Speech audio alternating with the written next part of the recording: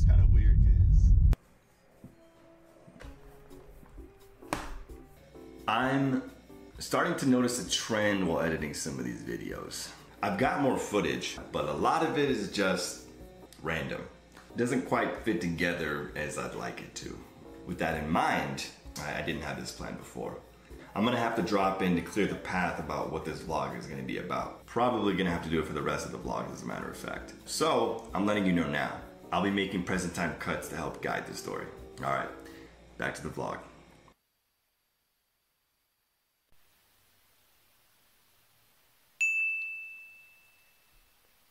I was talking to a bunch of like the 34 years as well, and as they're progressing through medical school and they actually just got done finishing their shelf exam, yeah, they got done with that on Friday, and they're actually telling me, like, I'm talking like, yeah, I'm going through block 4, we're doing musculoskeletal, and they're like, bro, like, you're basically forget everything that you've learned in that block. So that's kind of funny, and I can kind of see as to why.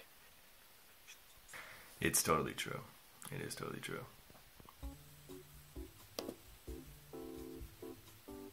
Hello everyone and welcome to our module on the lumbosacral plexus. Hello everyone and welcome to our module on smooth muscle. Hello everyone and welcome to our module on bone tumors. Hello everyone and welcome to our module on osteoarthritis. Hello everyone and welcome to our module on gout drugs. Hello everyone and welcome to our module on CPPD. Hello everyone and welcome to our module on seronegative spondyloarthritis. Hello everyone and welcome to our module on muscle disorders.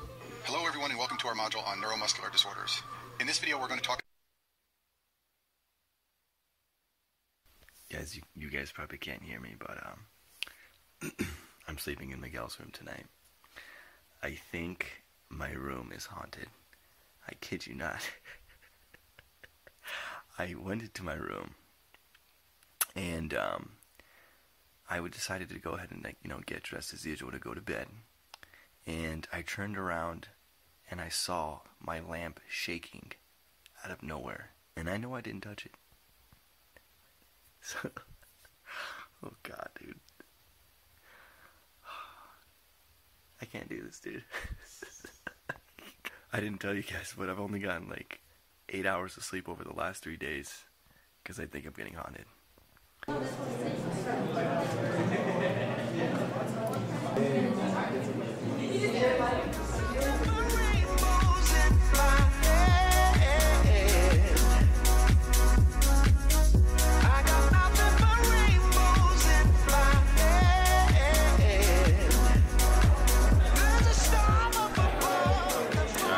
I just finished up a yearly thing. It's very important.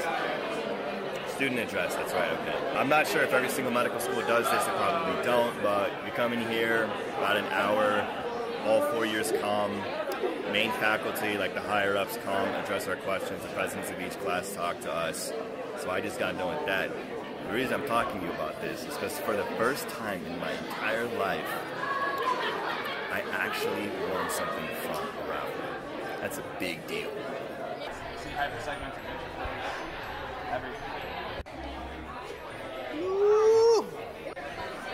Alright, today we're doing a red blood cell lab. We were looking at more peripheral smears and such. What do you see, Miguel? Oh my god! Shut up! Right now. Shut up! Look at him squinting too. Like it's every I only use one eye. I don't use both. It's so much easier. So sorry to throw you guys into this huge loop that, I haven't created a foundation for it, but with this block, as a matter of fact, they are doing this different thing where they're making examinations more flexible, which personally I like. What I mean by that is you can either take the exam early, you can take it on time, or you can take it a little bit later than usual. So it's flexible for anybody who has different takes on how they want to approach the exam. So yeah, there's that going on. And yeah, I just got done with that over the last week. I will say it was a pretty successful exam. I saw the same results that I actually got in my Block 4 exam, which was awesome. Overall, this year has been pretty chill and lax for the most part. Like, what did you think about it? I mean, the year's been great. I mean, the flexibility is really nice. I do feel the last test was like the least, correlative to what we've been studying, but overall, I mean, I thought it was still a fair test. Don't really have any complaints. We're chilling this year, guys. Yeah. We're chilling. So plan for today, we'll be doing an event for students that are in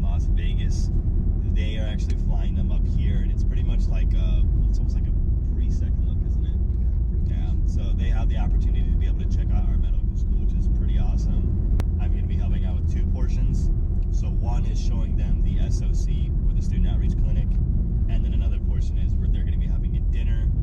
3 medical students, including myself, are going to be giving speeches basically talking about their past experiences, present experiences, and what we aspire to do in the future.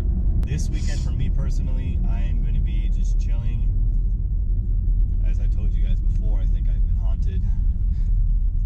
So I can't do this, man. It's scared. Hey, what are your plans? People are probably curious what you're doing. Everybody loves Miguel. Yeah, right. I'm gonna go out tonight, and then doing a vasectomy tomorrow. That's fun. Oh yeah, that's right. And then starting my study schedule for this test tomorrow. So gotta start getting some work done. Get right in that. So up to this point, we've completed 1 exam, got a better in-depth feel of what the year 2 studying is going to be like, and got a better taste of what the lab environment is going to be like for the block where we learned about hematology and oncology. During this time, there's also a lot of other things going on in my life, such as leading the supplemental instruction for the first year students, making these vlogs, and preparing for my first ever dance performance. Friday, October 18th, however, was a special day in my heart.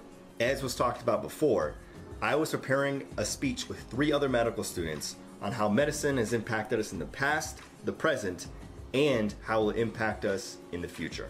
I remember being nervous for this one, but this was a great moment for me, as it allowed me to reconnect with why I love medicine. Alright. Okay, good evening everybody. Just gonna say up front, this is like, I have not done a speech in I feel like 2 or 3 years, and I used to do it all the time, so I'm super scared up here right now looking at all of you guys. I grew up not in the most ideal conditions, and the reason I say that is because with my pursuit of medicine over here, I definitely want to overall prove that wherever you come from, as long as you have a love for this field, you can do it, and you will thrive.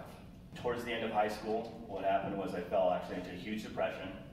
Out of a miraculous gift given to me, one night, God spoke to me and told me, I have great things in store for you. I just need you to hold on. Yeah, 3 years then passes by, and everything is going tremendously well. During my spring semester of that year, the most unexpected thing happened, and my best friend, who I'd abandoned, his girlfriend texted me saying, I don't know what I'm going to do. I think he was going to kill himself. I was so scared at that moment. I called him up. He didn't pick up. Called him again, and thank God he picked up. I dropped everything to make sure he was taken care of. After that 40-minute conversation, something hit me when he said at the end, he's like, Brian, I don't know if anybody's ever told you this, but out of every single person I've ever met, I am so lucky to have you. That day, I had realized, I saw that mental health and really giving people, a good chance of forgiveness and giving them a second chance, that's what I valued. Yeah. About to do some hot Pilates. What's up, dude? I hope I don't die.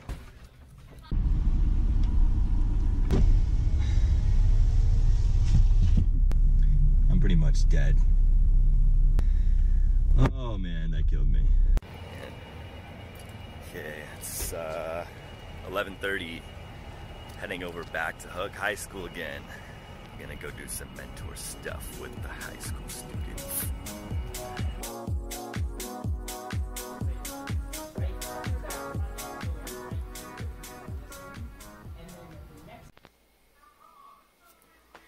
Alright, it's 10 o'clock right now, and it has been a pretty long day as usual for the last week. I'll talk all about that later on in the week. But I got off the phone, and I felt like I just had to say this, but a very special friend of mine told me something, and to hold on to it for the rest of the week. And that was, go with the flow, and what is rightfully yours will be given to you. Yeah, I just had this super weird idea, but I have, I'll show you guys real quick. When I graduated, as a matter of fact, I had this like little booklet that people signed away, and some of you guys are probably familiar with it, but people put what was their best memory of you, and I thought it was just like really cool to keep, because it really reminds you, you know, like what are the beautiful things and most admirable things that people see about you. So I've always kept it around. The reason I'm mentioning the book is I have this idea that I decided nowhere came with that I think I'm going to start keeping myself accountable for, which is I have a lot of unwasted pages here, because who knows, maybe I wasn't popular enough. But is like write down in this book impactful quotes that stick in my head, because I always think about them, and then I want to keep, like I have these quotes that stick in my head, and I really want that message to carry through throughout the rest of the week. So I think what I'm going to start doing now is just like writing in this book as much as I can every single week about what sticks in my head the most. I think it'll be cool to kind of have like this history book, if you may, of everything that I've thought about throughout the years. I think I'm going to start that today. No, I am going to start that today.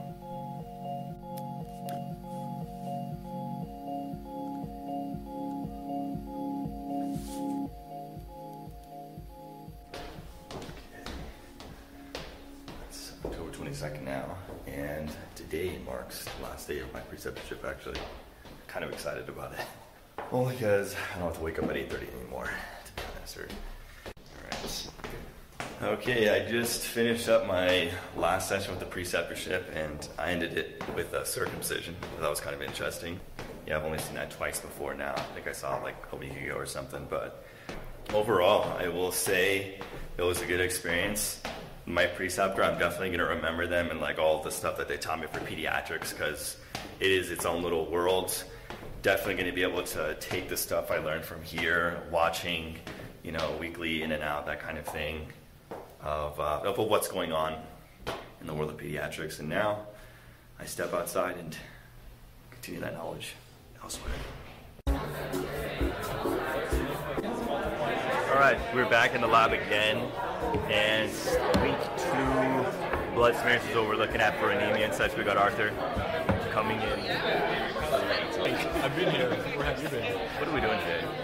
Yeah, okay, so we have 4 cases. Miguel's looking at the one right now. We have to answer all these questions based upon the blood smears that we're looking at. I honestly haven't even looked at any of this stuff, so no, I don't know what's going on at all. We're just giving questions to people, trying to our best to guess and pretend like we know what we're doing. I always know what we're doing.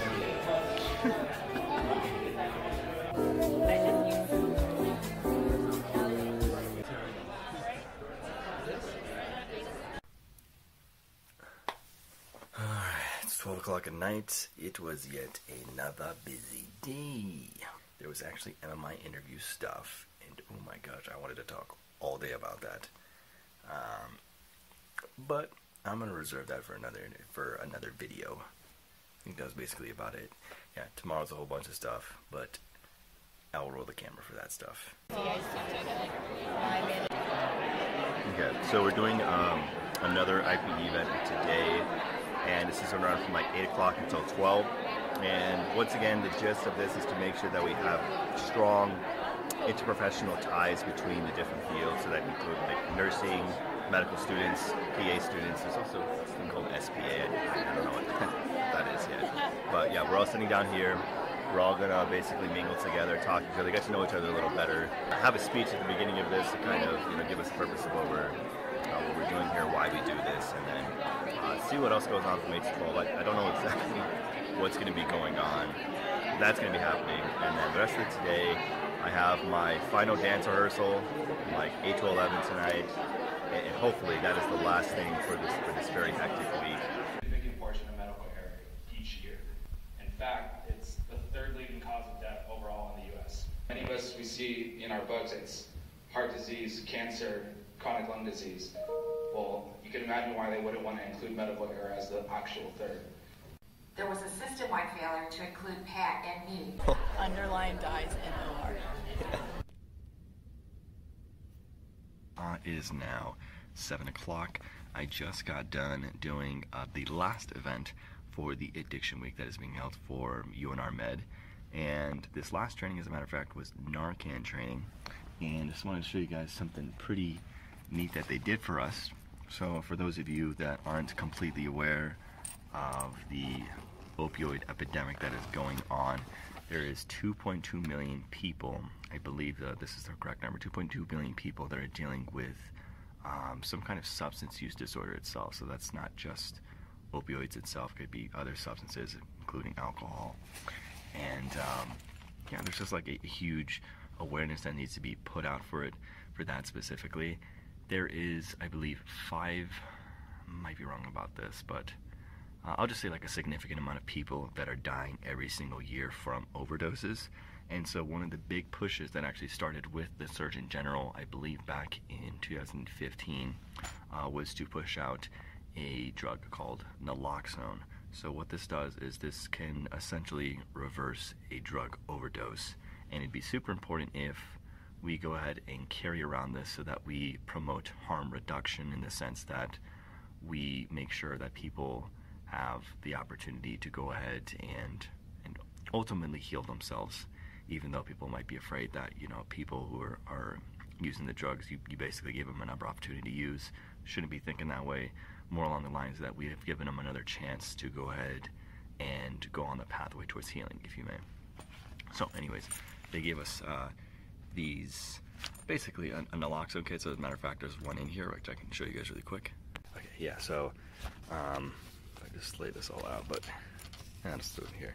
But yeah, you guys can see there's an instructional kit right here for how to go ahead and use that, even though they kind of taught us this during the class. But in case, you know, you get scared, fight or flight responses kick in, they betray you, they have that to go and walk you through.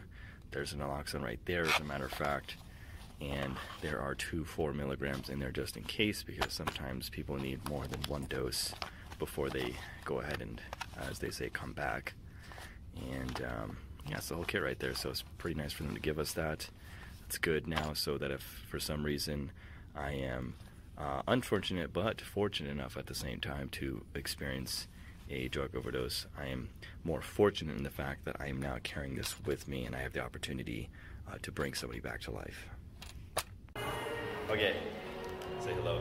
What's up? So I'm skipping ahead to a different part. Right now I'm at the Edge nightclub, which is where I usually go to dance and stuff. And I have my first dance performance tonight. And half of our team is over here. Yeah. So yeah, wish me luck. I'm like slightly nervous, but I think I'm more excited than anything. But yeah, wish me luck. You ready, dude? He's good. Right, please.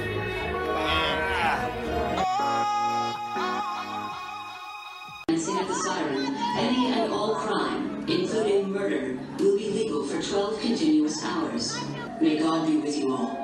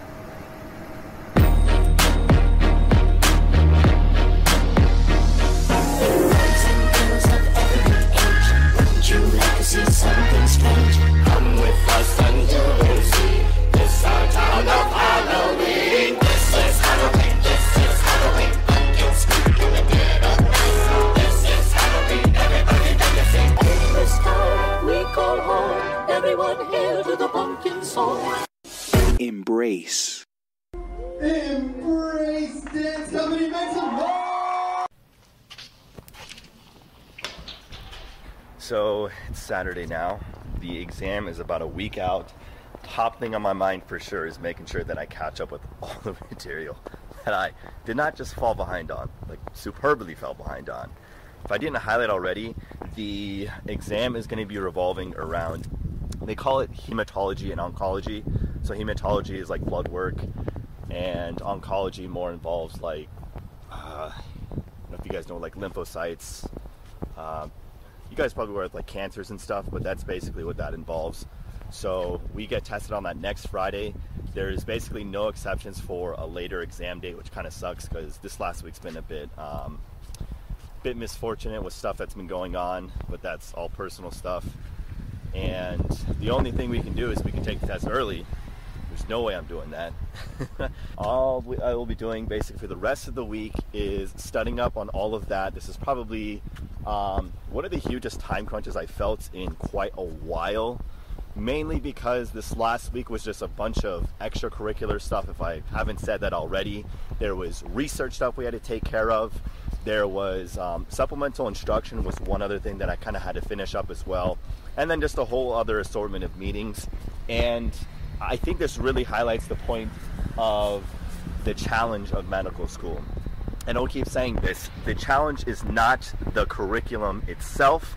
It's you being able to manage time effectively, organize your day, and at the end of the day, remembering why exactly you're here so that you do not burn out or just get stressed in general. I've been taking care of all of that. Maybe I haven't been doing the best job of managing my health. I haven't gone to the gym in like 3 weeks, but hopefully that's something I can get on here pretty soon. I think I've had to recover 2 weeks ago. Something happened to me. I told you guys, I think I was legit getting hunted by a ghost. That was not cool. Now the basic challenge right now is you know, we're all going to do the same exact stuff. It's very stressful. Yeah. So the thing is with that is, you know, how do we avoid stressing each other out with all the stuff that's going on, and more importantly, how are we going to support each other through this really tough time that's going on right now. We've got an exam no matter what coming in the next week, and at the end of the day, we got to pass this. We got to keep moving forward and do the best that we can to keep a positive light with everything that's going on. With that being said, it's basically the rest of the week. We don't have any more classes, thank goodness. I thought the exam was going to be yesterday, but turns out 2 weeks ago I realized it's next Friday. That's it. Yes. Yeah. Had my dance performance yesterday, so yeah, basically all this stuff is out of the way. For the next week, it's going to be me studying. I think I have like one more thing, which is a multiple mini interview. Actually, I will be the person in charge of interviewing the applicants at the medical school for this upcoming year. So that's going to be pretty exciting. Besides that, I think that's the only thing going on. If there's anything else, I will make sure to let you guys know. For now, I'm going to sign off. I'm going to go eat some tacos really quick.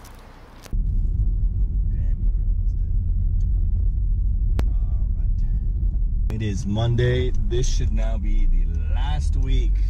So today in a quarter mile. Today is going to be like a research day for me. So I'm actually going right now to the renowned hospital to do my first ever research presentation.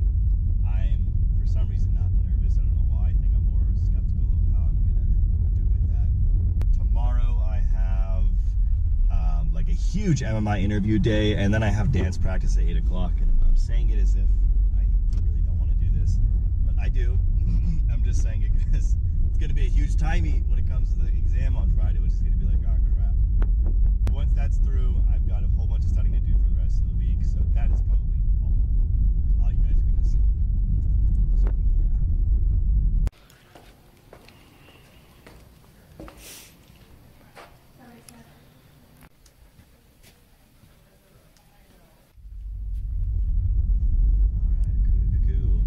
I just finished up, holy crap. I just finished up my MMI circuit. It is now 5 o'clock and I have been doing it since 8 o'clock. So it's been a hugely long and extensive day. With today, the reason I want to speak right now is briefly as I can, is I was done with the MMI interviews, and I definitely touched base upon something I feel is very vital for you guys to know. I kind of just had this awakening, if you may, that I need to tell people about, and it pertains to the purpose of why I do these vlogs in the first place. When I was creating these, as some of you already know, I wanted to get behind the notion that we can't go ahead and BS our way of, you know, how medical school is kind of painted, because one of the things I unfortunately realized was that some of the pretty pictures that some like vloggers or some people were talking about, or just maybe myths and stuff that I heard about medical school, if you may myths, weren't necessarily true. Maybe you could say blinding ourselves with the notion of the happiest things that can happen in medical school, and it is only those things that happen. And that, you know, we are a full force ready to take on any challenge that may be presented to us. This is not the case necessarily. I'm going to tell you why. Every single one of us, I firmly believe, every single individual who's been picked up in medical school, and I mean every single one, has something to bring to the table. That is why they were selected. Now, the reason there's criteria for us being selected is due to a variety of reasons. It's these variety of reasons I want to touch upon especially. During your course through medical school, at the very beginning, you're going to get those good-go-lucky feelings, very happy, very joyous, and just celebrating the fact that you are now entered into this profession that really, really makes a difference in people's lives. And it is such a unique opportunity that you can't help but count your blessings for the fact that you have the opportunity to pursue this now. That's at the beginning. And then as you slowly go on, you finally start to realize, because it creeps up on you so slowly, that there is a lot more to medical school than just studying itself. There's so many other things that you got to take care of.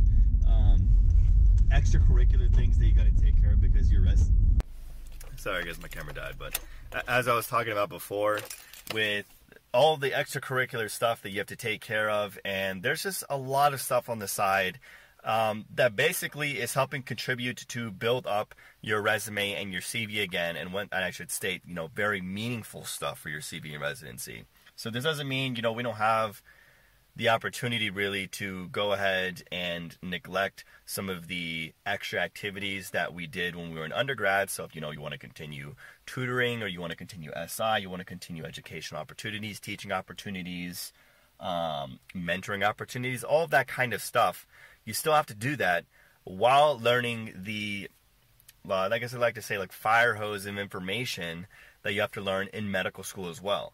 Those two things alone are pretty doable by themselves, but when you combine them together, it's not the easiest thing to manage. Those are the variety of reasons as to why medical school can become so challenging in the first place. And when there's a challenge presented to us, especially for a chronic amount of time, that is where burnout starts to come into play. And some of the symptoms, if you may, of burnout is we might start to complain a little bit more. We might forget to go ahead and, you know, say hi to the people who we used to love and such. And overall, just forget a little bit about our values, and especially speaking, the values that brought us here to the medical school in the first place. One of the unfortunate things is, you know, people talk about, like, you know, we have some crappy doctors and stuff, or, you know, people just maybe aren't acting the same if there's certain family members that have noticed changes within a medical student themselves, or perhaps, you know, you aren't feeling the same yourself. And that's happened to me a couple of times as well. And that is one thing I definitely want to go ahead and highlight upon, because I don't think that's talked about nearly as much as it should be. There probably is people talking about that, but I want to really like accent the fact that it's these time crunches and these high stressors and such that we're exposed for such a chronically long amount of time, 4 years as a matter of fact, that really predisposes us to act in these non-desirable ways for ourselves, and in non-desirable ways that people don't like, that, you know, like we're acting like. If there's one thing I want to tell you about, it's definitely to highlight that point as well, is that, you know, we don't complain and we don't do all these things just because we're crappy people. I think do have to take responsibility for the fact that we're doing that and that we shouldn't be doing that. but to recognize that we are, if you may, a special population or a special student population, if you may, that is under these very, very high stressors, and that's why the medical school process is so not lenient when it comes to applications and such. I think that's probably why, that kind of popped up on my mind, but it's a good thing for you guys to know. And if you ever notice, like Dr. Moore's not acting like himself as usual, right? That's probably the reason why. And it definitely takes a very, very, very hyper-aware person to go ahead and refocus themselves, like bring themselves back in to say, hey, this is what I'm here for. I can't forget, I can't forget why I'm here. So, sounds simple. It's not. And it is because of those variety of reasons that I stated before. Anyway, I need to go study now. Now that it's been a huge day, I'm actually kind of worried about this exam. But I need to stop talking, go hit it right now, do some practice questions. Boom. Nothing but rainbow.